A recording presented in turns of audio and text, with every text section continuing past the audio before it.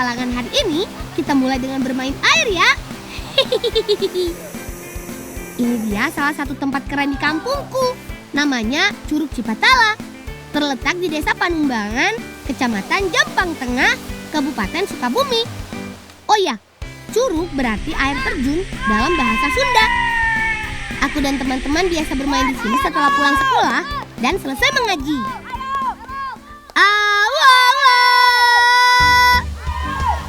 Ini dia salah satu aksi kami. Terjun dengan tali seperti Tarzan. Gimana? Seru kan? Ayo sini ikut nyebur bareng kami. Tapi syaratnya harus bisa berenang ya. Kalau tidak bisa berenang, jangan coba-coba meniru aksi kami. Karena berbahaya. Lang, pangantarkeun ieu ka si Teteh. Si Teteh senungan di ditu di Kebon Suuk. Emang mereka kalapanya itu. Ya.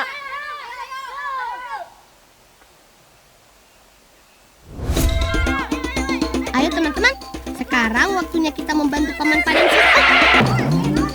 Aduh, Lang, kunaon mendadak mana teh nyeri. Lang, kunaon atuh ieu nyeri. Ampura orang tuh ningali si Teteh di tuh. Mana teh? Itu si Teteh. Itu. Tuh orang ka itu yuk. Ayo, ayo.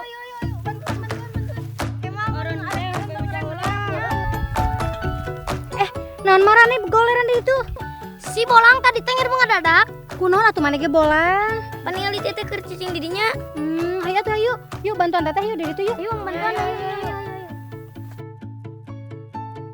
Ini dia hamparan kebun suuk milik keluarga kami. Ngomong-ngomong, teman di rumah tahu suuk gak? Suuk adalah bahasa Sundanya kacang tanah. Salah satu hasil alam unggulan dari kampung kami. Suuk baru bisa dipanen setelah 4 bulan masa tanam. Dalam sehari kami bisa memanen 3-4 kuintal suuk basah. Setelah dicabut, selanjutnya potong bagian tangkainya. Pak, Ya, anu ditonggo ge entos dipanen. nah iya entos tos dipotongan kantunnya nah kau itu kahanap kanu mipilnya. Oh, nya, mohon, Sanakan. Pak. Tapi hati-hatinya Oh, ulah nya, cenah ura-uran sok nya. bantos. Ieu suuk teh. Sok simpen Lang, simpan. Oh, iya teh. Bantuan lah dia, bantuan. Yuk. Ayo kita kumpulkan. Jangan sampai ada yang tersisa ya. Teman, dengan cara gotong royong seperti ini, pekerjaan banyak, jadi cepat selesai juga ya. Bu, ya kadieukeunnya, Bu. Nya. Itu maruragan mana teh? Eta kumaha pangaminakeun tanti dia kadinya. Itu kumaha man? Nanti dia ka dieu tah kadiekeun. Atuh panggil urang tuh berminakeun tuh eta. Bagus. Farid, tong para siawa eta sih bener ngasupkeun suukna itu bisi barahe. Heeh.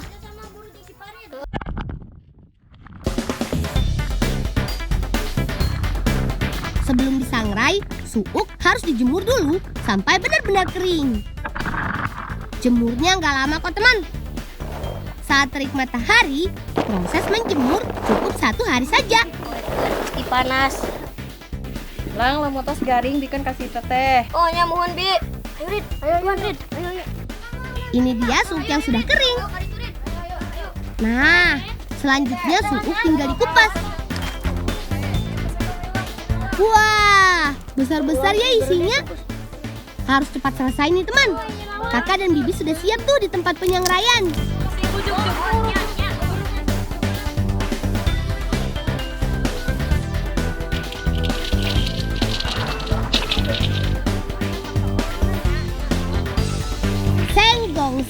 Sreng. Suuk harus selalu diaduk supaya tidak gosong. Pastikan juga api jangan terlalu besar supaya bisa tersangrai dengan sempurna.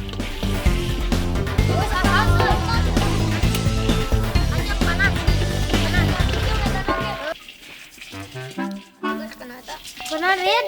Hayang euy. Oh ya. Hayang juga nuhun. Oh ieu teh mana Rid. Gae tuh. Oh gae. Amang.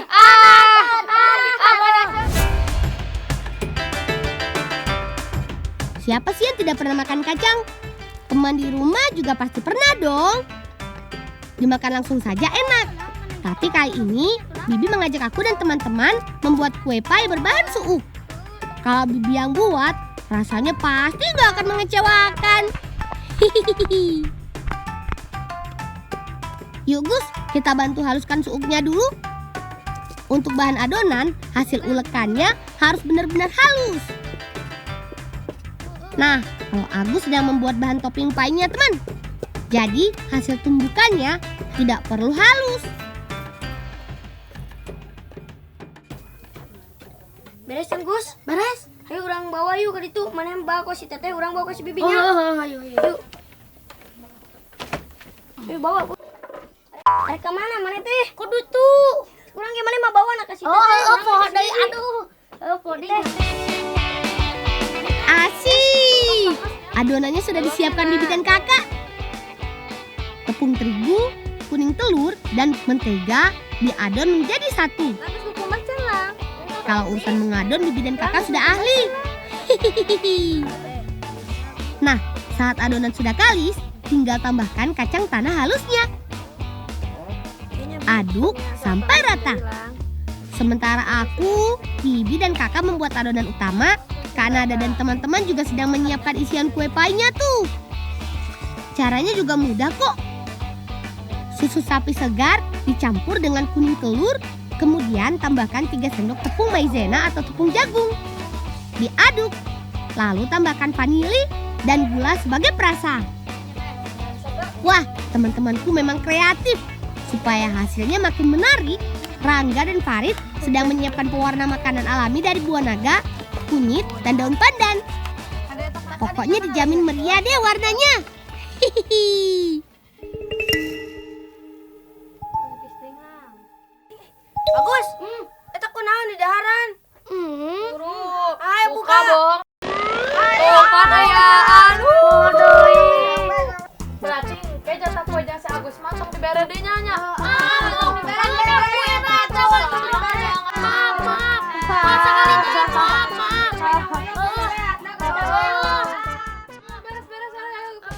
Kita bagi adonan isian menjadi beberapa wadah.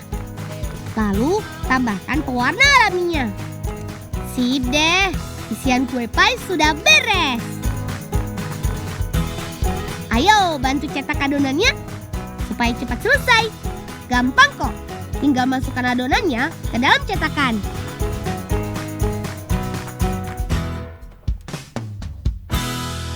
Teh, yuk kuena tos. Oh, tos beresnya nyetak nak. Sok simpan. Sok kadela launannya. Sekarang kita masukkan deh isiannya. Oh iya, sebelum diisi, adonan kuenya harus ditusuk garpu dulu supaya saat dimasak nanti tidak kembung. Ayo teman-teman, masukkan isiannya. Warnanya bebas sesuai selera kalian saja.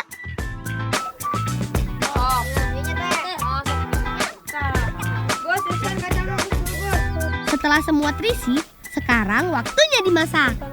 Masukkan kue pie ke dalam oven tradisional ini. Satu belanga hanya cukup untuk 7-8 kue saja. Ini dia hasilnya. Bikin ngiler aja nih. Jangan kelamaan dilihat teman. Ayo kita makan.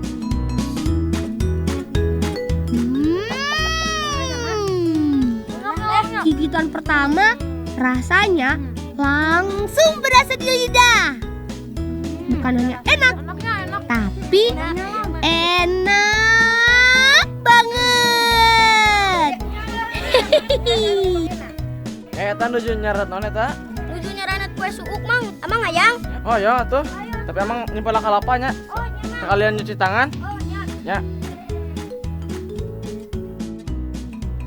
Ayo teman-teman, habiskan. Kalau kurang, nanti kita buat lagi bareng-bareng. Paman lahap bener nih. Lapar apa doyan, Paman? Kan happy.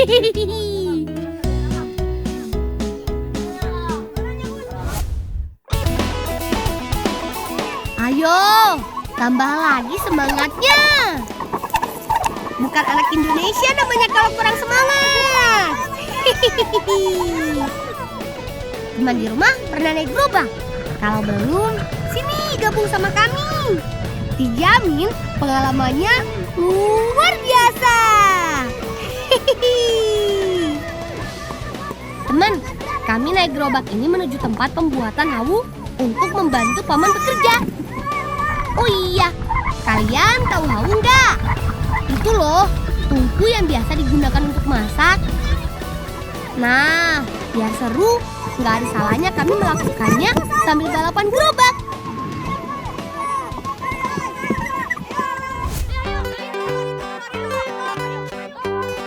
Teman, ada satu alat kecil yang harus ada saat membuat hawu. Ini dia alatnya. Kami biasa menyebutnya pancir. Kekuatan benda kecil ini mampu membelah cadas yang keras sekalipun. Untuk menajamkannya, tidak perlu diasah. Cukup dengan dipukul-pukul seperti ini. Pancir dipasang sesuai dengan garis belahan yang ditentukan. Teknik membelah seperti ini menghasilkan belahan yang sesuai dengan keinginan.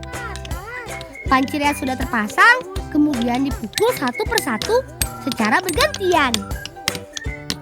Lihat hasilnya teman.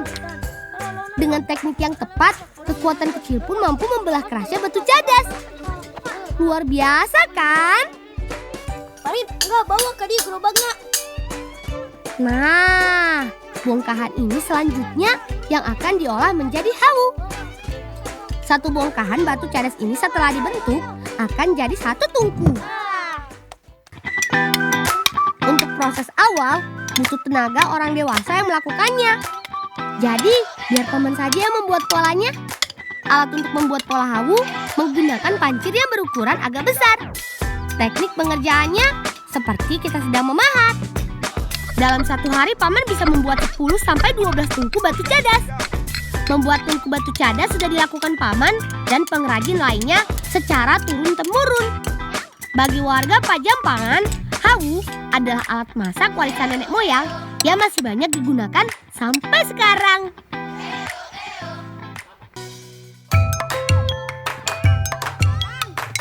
Teman, kata Pak Guru, bermain dan belajar bagi anak seusia kita itu penting loh.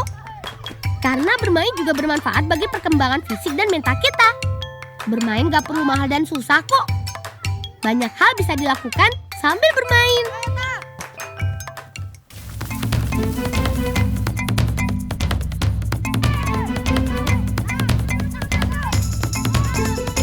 Lang, itu bantuan ewak bebek. Anu saha teh bebek nak? Bebek anu si Amang di kanang. Lah lepas lang.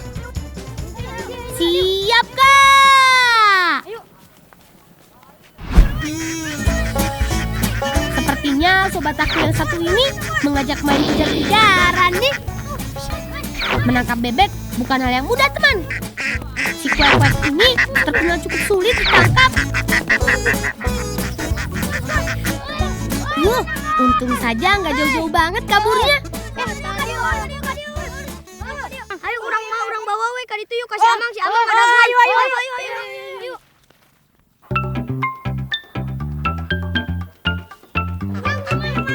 Lapor paman.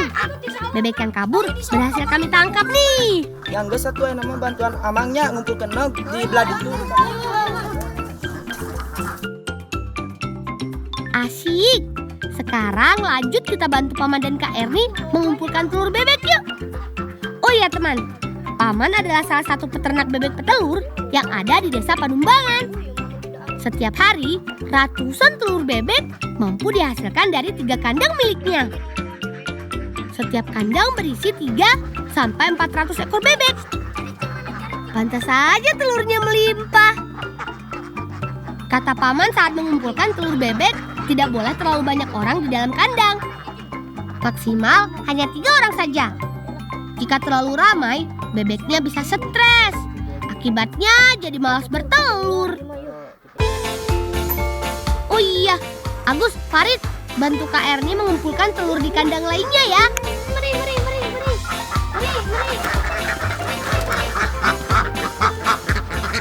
Agus. Naon? Marina tong diulin-ulin we bisi stres. Masuk stres nu kitu teh? Ya stres atuh mending bantuan teh di dieu.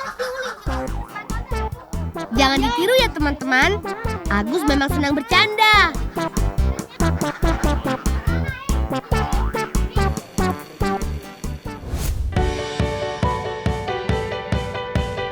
Ini dia salah satu olahan telur bebek. Yap, telur asin.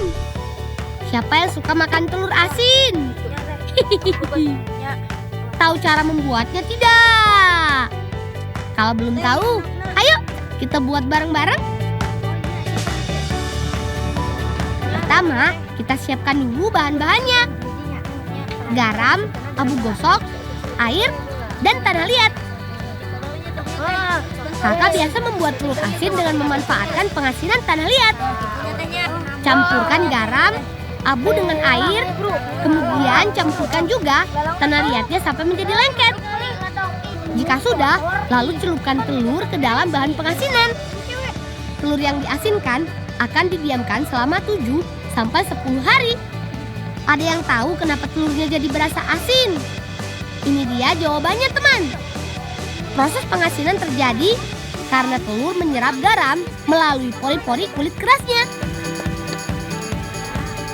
Yuk, sekarang kita cuci telur yang sudah diasinkan. Proses terakhir tinggal rebus deh. Tunggu kurang lebih 30 menit. Telur asin pun sudah bisa dinikmati. Aduh, panas, aduh. Hayo, yang tahu dan pernah makan kue onde-onde, acungkan tangan.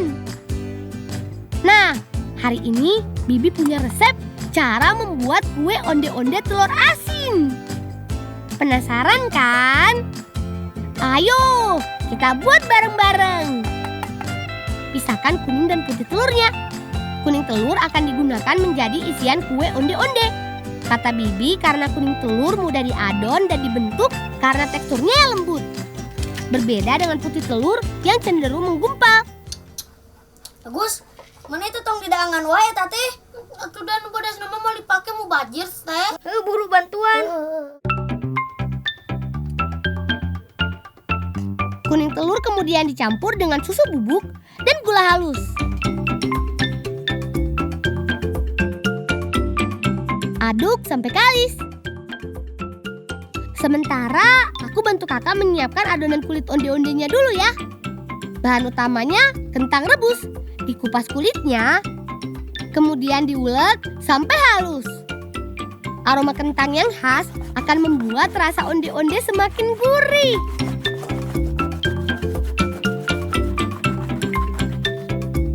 Sekarang tinggal kita adon deh. Kemudian tambahkan air santan kelapa. Aduk lagi sampai merata. Kita bagi adonan menjadi 3 wadah. Seperti biasa, supaya tampilan onde-ondenya lebih menarik, tambahkan pewarna makanan yang aman untuk dikonsumsi. Ayo, kita ngulen adonan rame-rame. Gus, yuk ngambek-ngambekan gitu tuh. Tidak tadi ya teh can beres wae. Teman manehna meureun bisa ngadonan Gus. Adonan kulit onde-onde sudah siap. Sekarang tinggal kita masukkan adonan isian telur asinnya. Bungkus dan bentuk menjadi bulat seperti onde-onde pada umumnya. Untuk besar kecilnya disesuaikan saja. Yang penting membungkusnya harus rapat ya. Bang, gitulah. Iya tuh bener ieu mah. Yo, Eta gede-gede teuing. Atuh. Astagfirullah. Apa yang geunas? Teh isana bara hiji. 5 juga gitu. Eta gede-gede teuing atuh. kata Bibi, kalau terlalu besar saat digoreng nggak akan matang sempurna. Jadi lebih baik bikin ukuran normal saja. Sebelum digoreng, jangan lupa kita lumuri biji wijen. Biji wijen menjadi ciri khas kue onde-onde. Saatnya menggoreng. Tips dari Bibi, onde-onde sudah digoreng saat minyak belum terlalu panas. Pelan-pelan, nanti akan tergoreng dengan sempurna. Adonannya meletus. Ternyata ini alasannya kenapa menggoreng onde-onde tidak boleh dengan minyak yang terlalu panas. Kalau sudah mengapung, tandanya onde-onde sudah matang. Angkat, kemudian tiriskan.